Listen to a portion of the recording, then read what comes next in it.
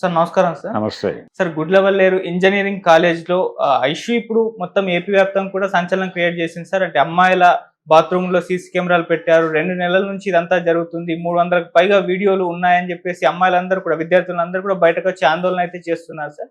చంద్రబాబు నాయుడు గారు కూడా ఫాస్ట్‌గా రియాక్ట్ అయ్యి ఎంక్వైరీ కమిషన్ అయితే పెట్టారు సార్. మరి ఇష్యూ మొత్తాన్ని ఏ విధంగా చూస్తారంటారు? అయితే కొంతమంది యాజమాన్యం ఎవరైతే దీనికి కారణమైన అమ్మాయిని పంపించేశారు సీక్రెట్‌గా అని చెప్పేసి కూడా వార్తలు ప్రచారంలో ఉన్నాయి సార్. ఏ విధంగా చూస్తారు సార్ మీ ఇష్యూ? ఇది వాంటెడ్ గానే జరిగి ఉండొచ్చు. కాకపోతే దీన్ని మినిమైజ్ చేసి, అంటే ఈ లెవెల్లో జరిగింది అనేది కాకుండా తక్కువ స్థాయిలో జరిగింది, మహా అయితే ఒక 2-3 రికార్డ్ అయి ఉంటారు అని దీన్ని నిడివి తగ్గించడం ద్వారా దీన్ని అణగదొక్కాలి అనేటువంటి ఆలోచనతో ప్రభుత్వం వ్యవహరిస్తుందేమో. ప్రభుత్వం మాత్రమే కాదు, పోలీస్ డిపార్ట్మెంట్, అంటే ప్రభుత్వము అనే ఏ సెన్స్లో అంటున్నానంటే పోలీస్ డిపార్ట్మెంటు మేనేజ్మెంట్ వీళ్ళిద్దరూ కలిసి కుమ్మక్కయి దీని ప్రభావాన్ని తగ్గించడం ద్వారా డైల్యూట్ చేసేటువంటి ప్రయత్నం ఏదో జరుగుతోంది అనేది ఒక డౌట్.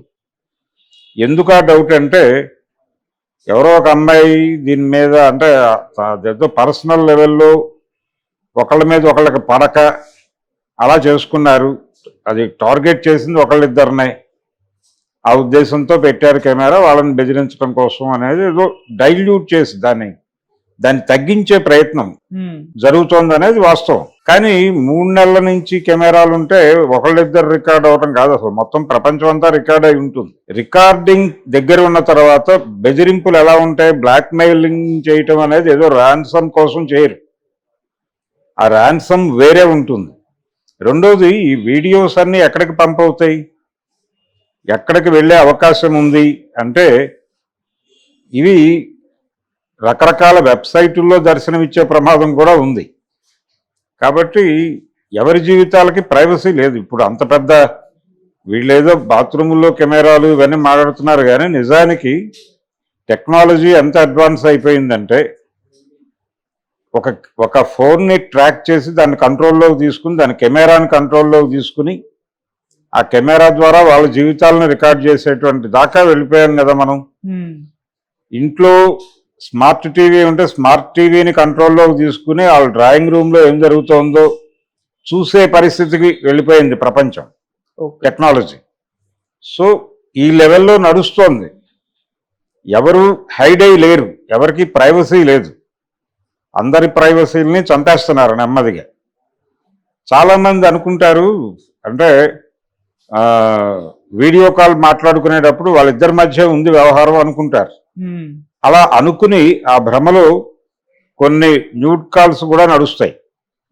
కానీ ఇది మూడో కంటి దగ్గర ఎక్కడో రికార్డ్ అవుతుంది అనేటువంటి ఇంగితమో జ్ఞానమో వీళ్ళ దగ్గర ఉండదు. అవి ఇంకెక్కడో ఏదో పౌర్ణ సైట్లో ఎప్పుడో ఒక 5 ఏళ్ల తర్వాత దర్శనం ఇచ్చే ప్రమాదం ఉంది, జరిగినాయి. జరిగి వాళ్ళ జీవితాలు రోడ్డు మీదకి వచ్చిన సందర్భాలు కోకొల్లలు. ఇప్పుడు ఈ కాలేజీ విద్యార్థినుల భయం అదే, మా జీవితాలు రేపు పొద్దున ఎక్కడైనా దర్శనం ఇస్తే ఏంటి పరిస్థితి అనే ఆందోళనలో ఉన్నారు. ఆల్రెడీ బెదిరింపులు, బ్లాక్ మెయిల్లు జరగచ్చు. జరిగినంత మాత్రాన్ని ఇప్పుడు కాపీ చేసి మాస్టర్ కాపీ ఒక చోట పెట్టి వీళ్ళకి ఒక మాస్టర్ కాపీ అనే పేరుతో ఇస్తే ఏంటి పరిస్థితి? ముత్యాల ముగ్గులో రావుగోపాలరావు గారు హిస్టరీ చింపేస్తే చెరిగిపోదు, చెరిపేస్తే చెరిగిపోదు అంటాడు ఆయన. ఇలాగే ఒక బెదిరింపు బ్లాక్ మెయిలింగ్ ఎపిసోడ్లో ముక్కామలను బెదిరిస్తూ ఫోటోలు ఇస్తూ ఉంటాడు ఆయన చింపేస్తూ ఉంటాడు. హిస్టరీ చింపేస్తే చెరిగిపోదు, చెరిపేస్తే చెరిగిపోదు, అక్కడ ఉన్నాయి మాస్టర్ కాపీలు అంటాడు ఆయన. నెగిటివ్లు ఇవ్వాలంటే ఈ రేటు, కాపీలు ఇవ్వాలంటే ఈ రేటు అని చెప్తాడు. అదే పరిస్థితిలో ఇక్కడ కూడా జరుగుతోంది.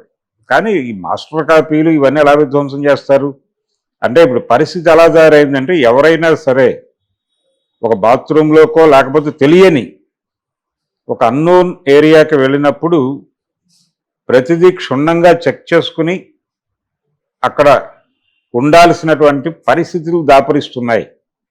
ఈ ప్రైవసీ చంపేయటము అనేది చాలా కాన్షియస్గా జరుగుతోంది. పైగా టెక్నాలజీ అలా ఆ లెవెల్లో అందుబాటులోకి వచ్చేసింది. ప్రతి ఒక్కరికి సీసీ కెమెరాలు, లేకపోతే ఈ హిడెన్ కెమెరాలు, ఫోన్లో కెమెరాలు ఇలాంటివి వచ్చేసిన తర్వాత, ఈ స్థాయిలో బటన్లో కెమెరాలు పెట్టే లెవెల్కి వెళ్ళిపోయిన తర్వాత, అది ఎక్కడ పెడుతున్నారో తెలియదు, ఎలా పెడుతున్నారో తెలియదు, ఎలా ఆపరేట్ చేస్తున్నారో తెలియదు.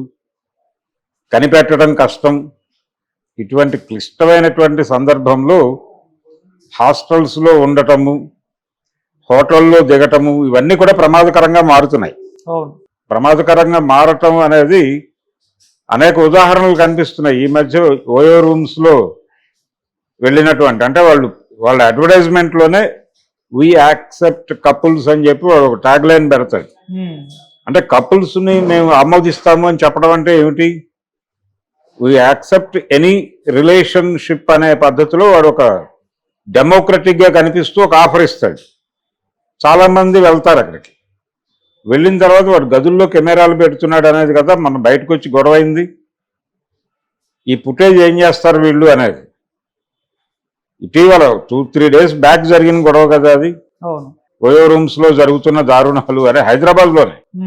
ఇటువంటి కండిషన్లో ఎవరైనా సరే ఎక్కడ ఉండాలన్నా కానీ అది ఏది సురక్షిత ప్రాంతం అనుకోవడానికి లేదు. ఈవెన్ రోడ్డు మీద నిలబడిన క్షేమం లేదు అనేటువంటి పరిస్థితిలోకి వచ్చేసాం మనం. ఇటువంటి కండిషన్లో ఈ సంఘటనని ఎలా చూడాలి అనేది ఒక గొడవ, దీన్ని ఎలా అర్థం చేసుకోవాలి అనేది ఒక గొడవ, దీన్ని ఎలా ఇలాంటివి పునరావృతం కాకుండా ఉండటానికి ఏం చేయాలి అనేది, దీని మీద ఒక చర్చ జరపాల్సినటువంటి ప్రభుత్వం కేసును తొందరగా ముగించడానికి ఆతృత పడుతోంది. అక్కడ లోకల్ ఎమ్మెల్యేస్ అలాగే ఎస్పీ స్థాయి అధికారులకి సీఎం గారు చెప్పి మీరు వెంటనే వెళ్ళండి అక్కడికని కొల్లు రవీంద్రకిను ఎస్పీకి నిన్న చంద్రబాబు నాయుడు చెప్పిన తర్వాత కదా కదిలిందాళ్ళు.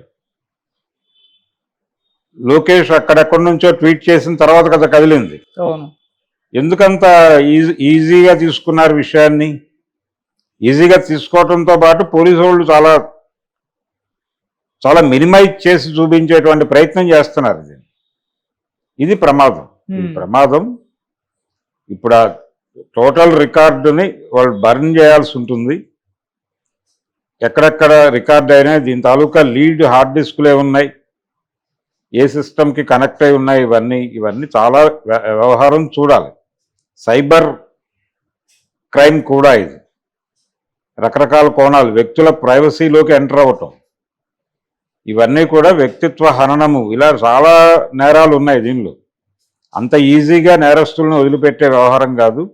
మేనేజ్మెంట్ని ముందు నిలబెట్టాలి. మేనేజ్మెంట్లో ఈ వ్యవహారాలు భద్రతకి సంబంధించి ఎవరైతే బాధ్యతలు తీసుకున్నారో వాళ్ళ మీద ముందు ఒక అరెస్ట్ వారెంట్ ఇష్యూ చేసి వాళ్ళని తీసుకెళ్ళి లోపల కూర్చోబెడితే తప్ప సెటిల్ కాదు ఇది. Management responsibility. మేనేజ్మెంట్ నమ్మి కదా వచ్చి జాయిన్ అయింది విద్యార్థినులు. సో మేనేజ్మెంట్ని ఎందుకు కస్టడీలో తీసుకుని లోపల కూర్చోబెట్టరు నిర్మోహమాటంగా? వాళ్ళు పెట్టారని అనుకోనక్కర్లేదు, వాళ్ళని నమ్మి కదా వచ్చింది. వాళ్ళ వైఫల్యం కదా ఈ కెమెరాలు రావటం అంటే. అందుకని ఇమ్మీడియట్గా వాళ్ళని తీసుకెళ్లి కేసు బుక్ చేసి లోపల ఇస్తే మిగిలిన వ్యవహారం సెటరేట్ అవుతుంది.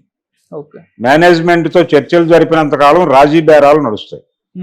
నాకు సిన్సియర్గా అనిపిస్తున్న డౌట్, లోకల్ పోలీసు మేనేజ్మెంట్ కొల్యూడై ఈ సంఘటనని దాని యొక్క స్థాయిని తగ్గించి డైల్యూట్ చేసి చంపేసే ప్రయత్నాలు చాలా కాన్షియస్గా సీరియస్గా చేస్తున్నారు అనేది అనుమానం. వాళ్ళకి ఏమాత్రం సిన్సియారిటీ ఉన్నా ఇమ్మీడియట్గా మేనేజ్మెంట్ మీద కేసు బుక్ చేసి, అంటే వాళ్ళ నమ్మకాన్ని మీరు వమ్ము చేశారు అనేదే కేసు, అంతకుమించి అక్కర్లా.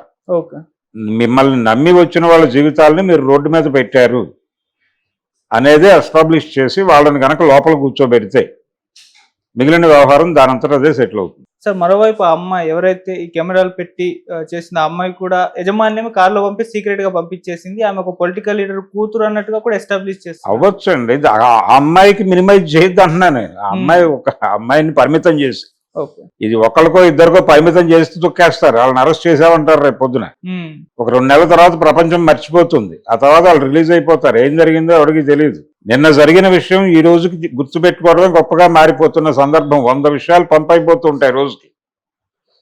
గుడ్లవల్లేరు అనే సంఘటన మర్చిపోతే ప్రపంచం ఏమిటి పరిస్థితి? అందుకని ఒక యాక్షన్ మేనేజ్మెంట్ మీద జరగాలి. లేదు కాలేజీ లైసెన్స్ రద్దు చేయాలి. ఈ లెవెల్లో వెళ్ళగలిగితే తప్ప వర్కౌట్ అవుతుంది. అంటే యజమాని ఏం చెప్తున్నారంటే సార్ 25 సంవత్సరాల నుంచి నడుపుతున్నాము, ఇప్పటివరకు ఇటువంటి ఘటనలు ఎప్పుడు జరగలేదు. రీసెంట్ గా ఒక వ్యక్తి అమ్మాయిని బ్లాక్మెయిల్ చేసి ఈ విధంగా సీసీ కెమెరాలు అవునండి, 50 ఏళ్ళ నుంచి నడపచ్చు.